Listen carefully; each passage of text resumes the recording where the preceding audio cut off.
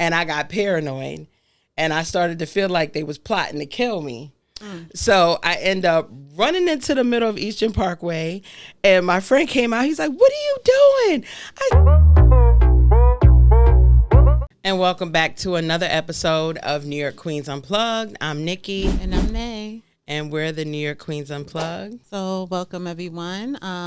First, we would like to thank all of our subscribers and all of our viewers. And if you're new, we ask that you, welcome first. And please like, comment, and subscribe. We really appreciate it. Yes, we do. We're also on YouTube, Snapchat. You can find us on Instagram, soon to be on Twitch. And on Snapchat, we are NYQ Unplugged. So, guess what week it is? I don't know. You tell me. 420. Are you a 420 enthusiast? Actually, I'm not, but I know a lot of people that are. So, you know, if you guys celebrate 420, I hope y'all guys enjoy yourselves. No, definitely. Don't get too high. No, definitely. I'm representing with my rolling t-shirt. So whether you're smoking zigzag, tops, frontals, backwoods, whether you steep it in tea, you know, happy 420 to you. I have a funny 420 story. Do you have any 420 stories back in the day? Child, I probably do. But I'm going to let you do yours first because I would have to think. I probably do because I used to do my thing back in the day. Yeah, so I don't smoke anymore, but when I did, I remember actually being with some friends out in Brooklyn. I was in my late 20s, and we're sitting there and we're smoking a joint, and I'm like, wow, this is like, I've been smoking forever, not realizing that time has passed and now we're on the third joint. And so we're sitting there, we're smoking or whatever, and I'm high as a kite. And they start showing each other some things, and I don't need to get into what they were showing, but they started showing each other some things, and I got paranoid, and I started to feel like they was plotting to kill me. So I end up running into the middle of Eastern Parkway, and my friend came out. He's like, "What are you doing?" I said, "You mother are trying to kill me." He was like, "Oh no, you never smoking with us ever again." Oh my God. So that was the end of my, 420. That was it for me. Yeah. So my 420 days was way back in the day when I was a teenager. So, yeah, I don't really recall any real 420 stories. But, I mean, it is, speaking of 420, it is April. Yes, it is. So. Yes, and we do have some April birthdays. We would like to say happy birthday to all of our Aries and Taurus. We have some family members who are in heaven right now, and their birthday just recently passed. I know, Nay, your mom's birthday was April 2nd. Yeah, April 2nd. So rest in peace, Mommy. Yeah. Yeah, she passed in 98. Yes. And we do surely miss her. And my mom's birthday is coming up April 21st. And and she's in heaven. Yeah. And also happy birthday to my daughter, whose birthday is 420. Happy birthday, Cabrina. Happy birthday, Bree. And I hope you're enjoying your vacation. And then my granddaughter's birthday is 424. So happy birthday to you, Aubrey. A lot of Aries and Taurus. Yes. A lot of Aries and Taurus. Yeah. So moving right along, one thing I want to get into that is a hot topic. I know it has social media up in a roar, and a lot of people not knowing what to think because right now China and the U.S. are kind of going back and forth on some things, and especially with these luxury handbags. So me personally, I'm sorry.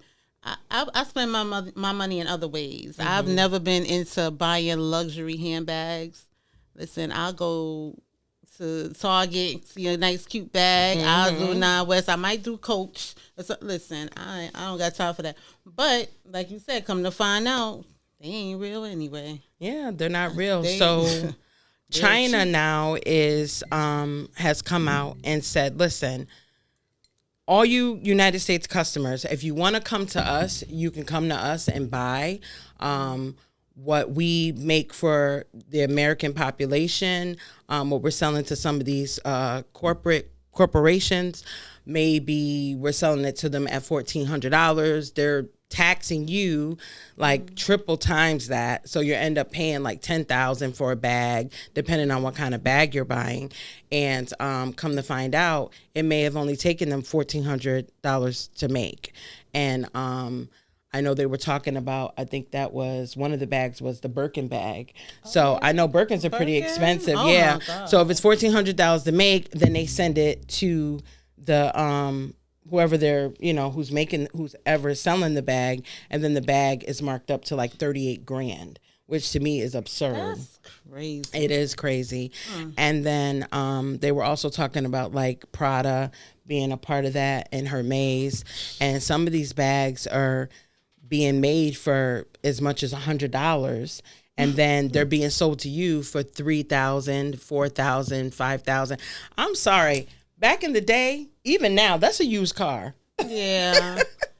That's a little putt-putt getting around. You got to just get around in the city type thing. Like, I'm not paying $5,000 for a bag. Yeah, that's crazy to me. That's crazy. I don't know. I heard they was buying those bags for cheaper, like $20. Yes. The companies, and then they would sell it for these outrageous prices. I don't know. Listen, to each his own. Yeah, it's to each his own. I'd rather put my money into my wigs. I'm sorry, I know that's just me. I know that's right. But I just think that right now, a lot of people can take advantage of the fact that China is welcoming, just regular folk to come and buy from them, right? So if you are one of those people that have been saying, oh, I want to start a business, I don't know how to get plugged in.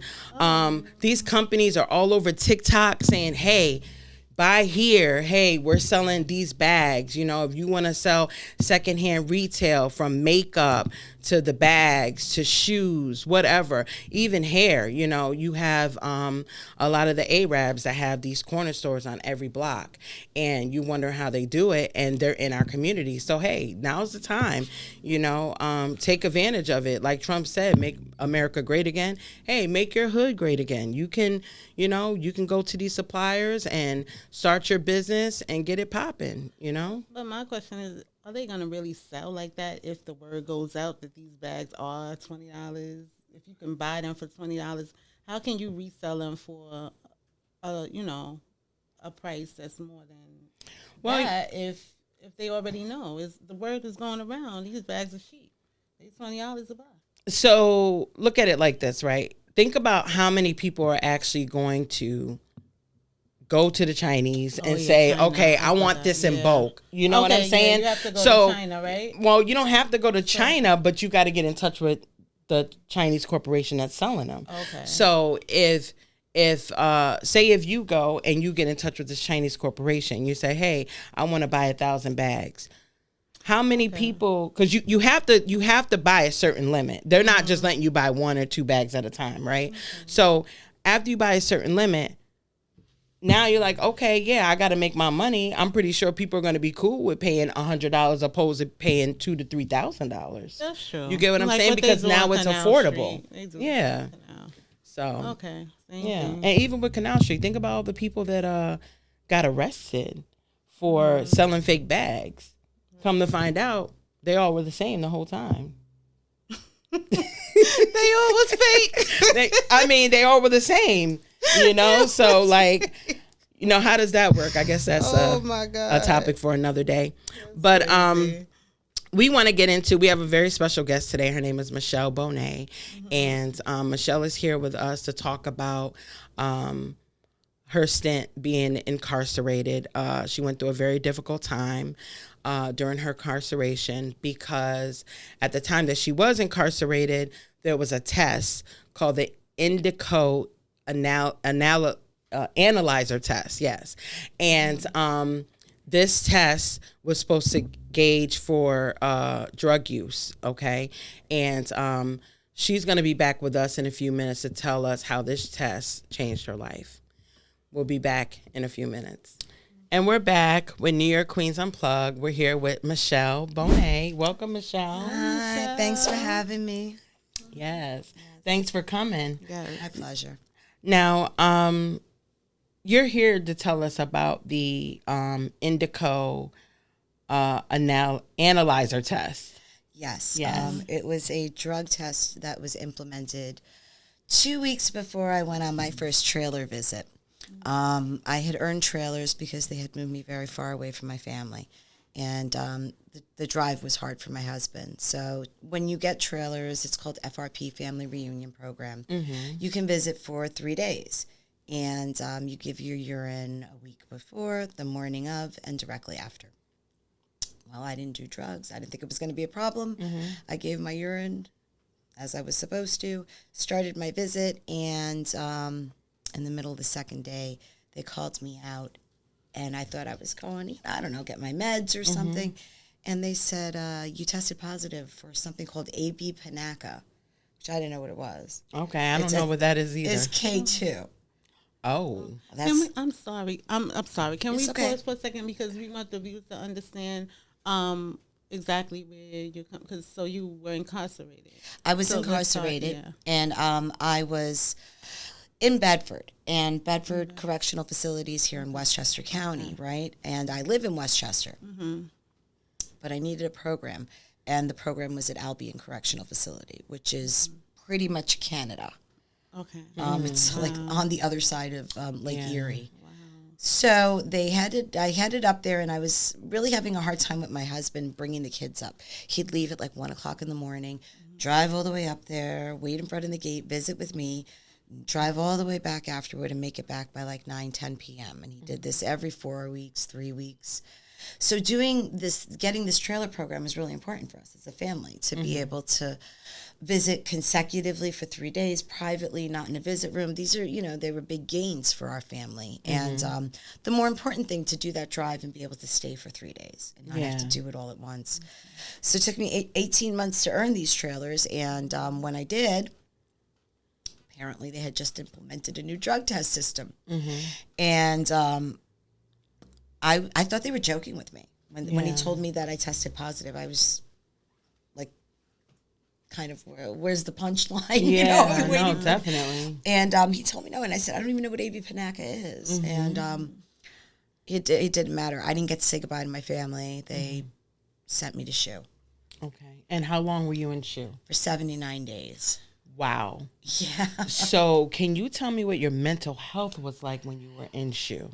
Well, this is old-fashioned SHU. Thankfully, this is pre-HALT. So, so HALT was put in place, which can limit how long somebody can be in solitary confinement, which would be 15 days. All right, so think about 79 versus 15. Yeah, I couldn't imagine. Right, so this is like, there's no body cameras at this point. There's no tablets. This is old-fashioned SHU. Yes. And, I told them I didn't do it, and they didn't believe me. And that was like, it was devastating just to know that you didn't do something. And like, there's no outlet. Like, you can't see anybody. You can't hear anybody. I mean, you hear them, but you don't know who they are. It's a really debacling thing for the mind to understand that level of isolation. Yes. And I lost it and got it back probably 2 or 3 times. Like, it was cyclic. I was fighting this case, and I was explaining to them that I didn't do this. My hearing was 33 days. Wow. They kept asking me just to plead it out. Don't worry, just say you did it, and we'll be absolutely not. And so, you earn a lot of things in prison with having a clean disciplinary. So I had preferred housing, which was like, a nicer dorm to live in. I was in the college program, all right? So I was earning my college degree. I had a preferred job that I had earned. All of this went out the window as soon as I got those tickets. Wow. So after the 79 days in SHU, with sanctions, I couldn't call my family for 101 days. I called my kids 3-4 times a day. And they didn't hear from me for 100. I missed birthdays. I missed anniversaries. It was horrible. And then when I got out, I still had these tickets, this disciplinary matter. So now I can't go back to good housing. I have to wait till these tickets cycle off of my disciplinary. It's 6 months for every tier 3 ticket at the time, and I had gotten 2 back to back. Wow! Because while I was in there, they called me for a random, and I thought, great, I've been isolated for 30 days. I think it was 40-something days at this point. So this should prove that I'm here by myself. Where am I, am I conjuring drugs out of the air? Yeah. And it was dirty again, and they gave me a second ticket. Ultimately, it was the pharmacology. So wait 1 second. When they called you for a random, you were not in SHU at this point. I was in SHU.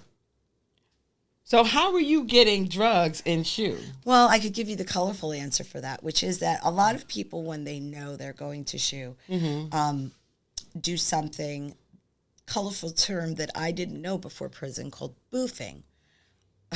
Okay, this is where you stash items. Okay. So some people, I guess, are about that life. Okay. All right. It's not I'm me. following. But the thing was, I didn't know I was on a trailer. I was strip searched into the trailer. I was strip searched into SHU, right? And it wasn't anticipating a 40-something day stay at that point in SHU. So I really thought this was going to prove it. But instead, they gave me a second ticket. And so at that point, I had worked my way from SHU to Keep Lock, and I was in Keep Lock for like 4 days, and now they're sending me back to SHU. Wow. And OSI came to see me, the Office of Special Investigations, told me they completely believed me. They understood what was going on. Something was wrong here. And later that day, I had my second hearing, and they still found me guilty, even though OSI was on the compound that day. Wow. So when I tell you that the inertia of things, when it builds up, nobody wants to be the one to say, we have a problem here. Yeah, right? They had implemented this machine in every prison in New York State. And ironically, the people who are being affected the most by it were people who voluntarily surrendered urine for programs. Yeah. Like, trailers or work release. You're going to go out and work for the day and you come back. Of course, you want the ability to do that. You happily prove that you're not doing anything untoward.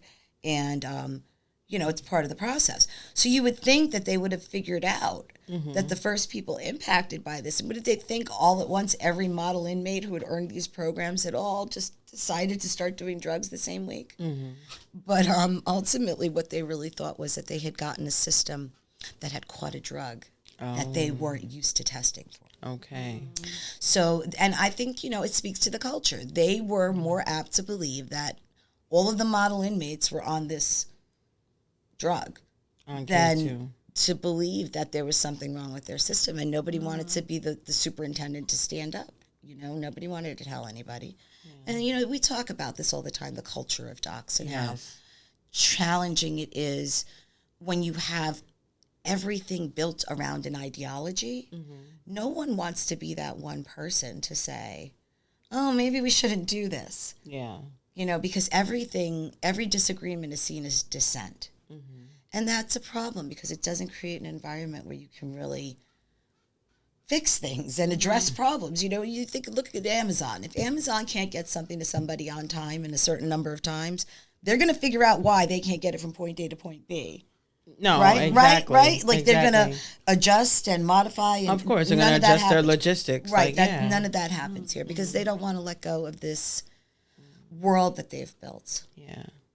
So can you tell the people how your strength and resilience, how all of this has made you like a really strong person and where you are now and how you have made a difference in your life? Well, so at that point I needed to fight these tickets. I hired a lawyer, hired Cheryl Cates, my dear friend and business partner. And Cheryl was just on our show previously. I love her. She's amazing. And I hired Cheryl, and, it got to the point where I needed to take it now to state Supreme Court, which is out of the scope of the practice that Cheryl did. So I went and I took the legal research class, and I started working in law library. Okay. And I took it to state Supreme Court myself. Good for you. For me and everybody similarly situated. And then I started, I guess, going against the grain. I really wanted to go in, do my time, and leave, right? Not everybody has that perspective. Some people are not emotionally developed. They're, you've young people, you've got people in all different stages of life. Not everybody knows to go in and just do what they need to do and leave. But I did. I was an adult. I knew I need to get out of here. Yeah. And I was trying not to see the things that I was seeing. Okay. So question. You said you was tested. You tested positive for a drug, right? Now, were you on any particular drugs when you were? I was on the medicine that the facility was giving me. Okay. But they hadn't calibrated the machine for the pharmacology that we were using in docs, which is limited to begin with. I mean, you're talking about a handful of medicines we're allowed to use in there, right? So that's number one. Number two, the machine was only designed for preliminary use. Okay, so it wasn't designed to like take anybody's rights away per se. If you're out on parole and you test positive and you say, hey, I didn't do that, you have the right to confirmatory testing. Well, we're not on parole, we're in prison. People in prison didn't have a right to confirmatory testing, even though the test that they had bought and implemented was only designed for preliminary use. Okay. So this became a debacle. You know, you had people who were on some mix of medications in one facility, and they might be popping for cocaine. And then you had somebody who's in another mix and they're popping for, you know, amphetamines. And, you know, everybody's popping for different things depending on what combination it was. Right. And so I could understand to some degree how, like, it was a little confusing at first. But the fact that it was all model inmates should have really... Yeah. And when you think about it, isn't that, like, the worst group of people? Like, the people... Because you're more than just what you're doing. People in prison watch you. And when they see somebody do something and they model it a successful series of actions, you know, so when people see somebody who's doing everything right and this happens to them, you know, everybody was like, what? Not her, you know, and they knew it. And I heard that COs were arguing with each other. She's going to have to come out and tell me she did it herself. No, I knew she was too much of a goody two-shoes. I mean, this was like a big, because it happened to me, but a lot of people thanked me for standing up for them, because there were people who had in the past tested positive, right? They had used and maybe cleaned themselves up, and now all of a sudden they're getting a ticket for a dirty. And they're thinking, nobody's going to believe me. Yeah. You know what I mean? So it was kind of important for somebody who was not of that, you know, mindset, not known for being of that mindset, to be the one to be like, come on. I mean, people didn't want to use trailers after me.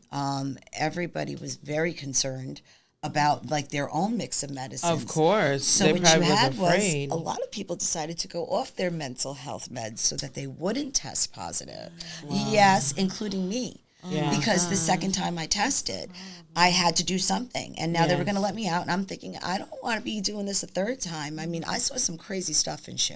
Yeah. Things that I had not, I mean, like, I had seen some crazy things in prison, but I didn't understand the complete alter world of SHU and how it's like a prison within the prison. It's totally separate. It was. And, Can you tell us one of the craziest things you've seen? Yes. So I used to do phase one, right? So phase one is when people are coming into prison. It's an orientation period, and I was a facilitator for that. And so I had met this young lady. She was really sweet. She was a Muslim woman, and she'd come in from Bedford, but she'd only been there a little while. And she was very committed to her religion. Yes. And this was Albion Correctional Facility, which is not the center of diversity. Okay? I mean, I'm not just talking... I mean, ethnically, socially. You know what I mean? There's not a huge amount of diversity. So she was asking for specific things for her religion.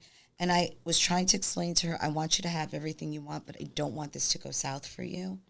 And I have a feeling that people are going to feel. All right, well, lo and behold, I'm now in SHU. And find out that she's in SHU. And she's having a mental breakdown because I guess she was asking for her prayer rug to be facing a certain way. And she had a bunkie, and the bunkie was in there with her. And she kind of ended up in a situation where they took her, like, to mental health. And when they took her to mental health, you have to wear something called a turtle suit.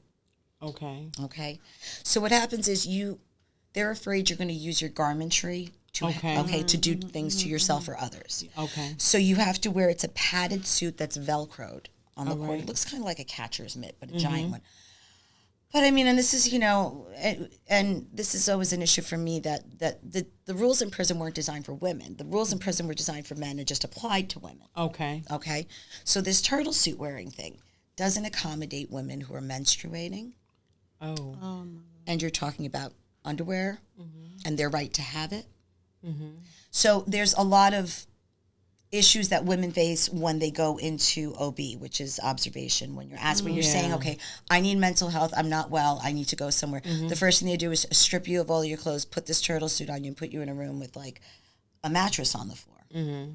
Okay, well, I don't know if I'm not fully versed in Islamic law, but there are rules about women displaying parts of their body. Yes. Okay, so this disposal of garmentry, when putting her into OB, became a big problem. Oh, wow. And when she responded, like, she was mortified that they were basically cutting her clothes off of her, and there were men there. I mean, not like exposing her, but, just she, I guess, did something that now decided that she no longer needed mental health. She needed SHU. Oh, wow. So they put her in SHU, and she was in there, and I watched her degrade over a period of time where she was trying to get somebody to understand that this whole thing was just totally wrong. Yeah. And, people in prisons are very connected. They're very related. They're they're neighbors, the prison town, the mentality of the prison town, right? So she started to believe, and I think she got paranoid delusional at this point, that people were like against her. So when she asked to speak to the PREA-DEP, that's the Prison Rape Elimination Act, right? And that's the DEP who's supposed to help people who are in scenarios where they feel that their person has been violated. Oh, wow. Well, when she asked for that PREA-DEP, they kind of lured her out of her cell and then put her in another cell where there was no now she has no property or anything. And she put her tray up so that they couldn't see her anymore. This evolved into them tear gassing her. And I'm not talking pepper spray. This is before pepper spray. This is like they had to get approval from Albany. Oh, wow. And they're telling her, we're going to go in and tear gas you if you don't take your tray down because we need to see you. And she refused, and they tear gassed her. Now, for the record, I was 2 cells down. There's no ventilation special. Like, it's not like, oh, this wasn't intended for this cell, Yeah. The whole place is tear filling gas. up with stuff. And she proceeded to, they then did a cell extraction where they go in to get her. And in this, I heard her screaming and yelling. And then they took her to another area where she screamed for the next 18 hours straight. Oh, wow. my God. Until she went catatonic. Wow. And the last I had heard, they had taken her back to OB. And then they ultimately took her to Bedford. That was just one story. Wow. And I was in there for 79 days. Wow. So there was a lot of... I can imagine. Can you tell us where you are today? Because I know we could talk about this forever. Yes. But we have to wrap it up. Like, could you just give us a summary of where you're at, where your case is, and so much. And what you're doing now, because you're doing big things. And what happened after they convicted you? They said that you took this drug, and I got it reversed. I did. Okay. I got it reversed for myself. It took a year. They were going in front of the judge that Thursday. They reversed everybody's that Monday. Like for a year, they carried it and waited until it was going in front of the judge to do it. Just for the record. Okay. Because they kept getting postponed. They could have done it. They could have done it. Okay. But when they knew it wasn't getting postponed anymore, now all of a sudden they have to do it. So what did I do? I just started fighting for people in there. Okay. I stopped not looking. I started trying to help. And, and I was doing that already. I was a teacher's assistant. I was doing, but not this way, like where it's about you're starting trouble.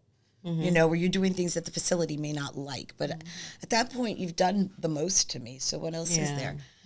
Since being released, I have started a group on Facebook called New York State Docs Federal Oversight. Check that group out. Okay. When my husband wanted to help me when I was in SHU, he didn't know where to go. He didn't know what to do. He didn't know who to call. And I never wanted anybody to be in that position again. Yeah. So when I got out, I started this little cohort. And it just kept growing and growing. And we're 1,400 members strong of people who are actually impacted, or they are the press to help us change the narrative, or they are formerly incarcerated, there to help. And we provide information and legal resources. And we just try to be a new framework for change. Okay. And can you let the people know what you're doing now? Because you're doing big things. And I don't want to say it, but... Well, which big thing are we talking about?